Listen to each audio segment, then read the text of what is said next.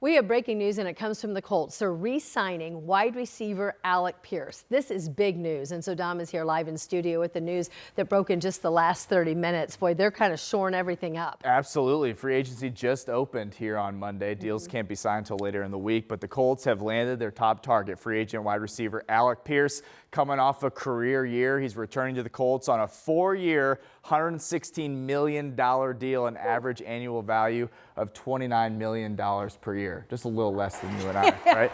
This deal makes him the highest paid free agent receiver in NFL history. You might be thinking, well, Justin Jefferson, well, Jamar Chase, well, they never got to free agency. So highest free agent deal for a receiver in NFL history. Per Ian Rappaport of NFL Network, the deal came together overnight, and it includes $84 million in guarantees, $60 million fully guaranteed at signing, and then a max package, as I mentioned, of $116 million, again, over the term of 4 years. The 26-year-old's coming off an 1,000-yard season, 6 touchdowns, by far his best leap, his best year as a pro. Now he's staying in Indianapolis. Pat McAfee breaking the news on his show. We're going to have much more throughout the day on this, but this was very important for the Colts, and now Alec Pierce staying in town.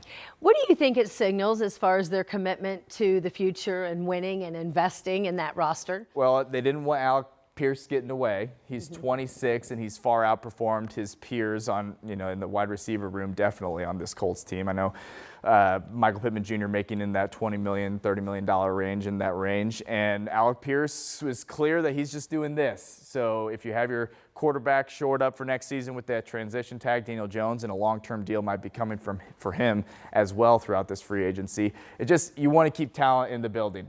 Chris Ballard's always paid his own. Alec Pierce is a guy who was drafted by the Colts. He's finally made that jump Colts fans were hoping for, and now they keep him in town. So you didn't want him to go elsewhere in the AFC, right? Talented guy, happy that he's staying. And what do you think about the Zaire Franklin? Well, like you mentioned, Chris Ballard said they wanted to get younger and faster, and he wasn't getting any younger and he wasn't getting any faster. I will say this, really enjoyed covering Zaire Franklin. He was awesome with the media. He was a natural leader, so that's going to be sorely missed, especially on this defense. But if your goal is to get younger and faster, that was probably the right move, and it's a very deep draft as far as linebackers go in this upcoming draft. Colts still have a first-round pick, but they hope to have a lot of those middle-round picks. You could probably fill in, get someone younger, get someone faster, get someone. Remember, Zaire Franklin was a 7th-round pick, and look what he turned into. So. Oh my gosh, 2024 was his year. But I'm telling you, when I heard Chris Ballard said that, I was like, oh, that has to hurt. It does. Younger and faster, and you wonder if, for a competitor like him, if that's going to light his match. Absolutely. Because he's still playing. And he's got in a great situation with the Green Bay Packers. Yeah. So best to Zaire Franklin. Sucks to see him go, but you got to make tough decisions when you're Chris Ballard. And you're paying guys like Alec Pierce $29 million a year, and you got Daniel Jones $37 million a year. Money's tight. All right, we're all operating on a budget. I think we all know that. So yeah.